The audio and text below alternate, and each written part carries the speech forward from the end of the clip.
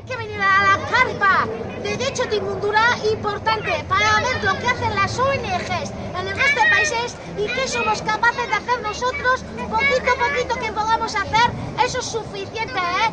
Es que ricasco, agur, Maritza. ¡Venga, cariño! ¡Tenéis que venir todas, hombre! ¡Venga, cariño! Mira, mira qué bonita niña. Hola, soy Olga, de la Fundación Educo. Trabajamos por derechos por la infancia en los 3 continentes, África, América y Asia. Pertenezco a Taldeka Lagunduz. Es una ONG pequeña de derecho que nos dedicamos principalmente a proyectos educativos.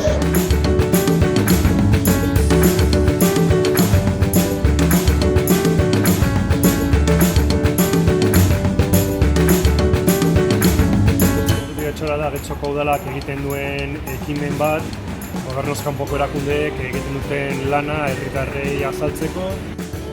Pertenezco a la asociación Getxo Pro Sahara ACFAL y trabajamos con los derechos del pueblo saharaui.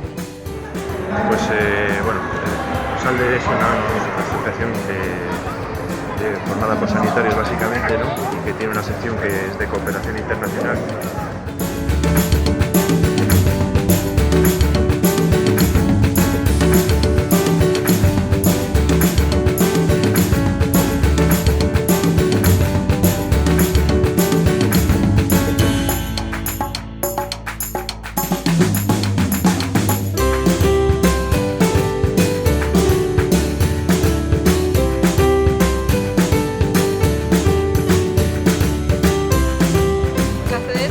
Para ser visible toda la comunicación que producimos las personas en cualquier lugar del mundo y que no llega habitualmente a los espacios más masivos.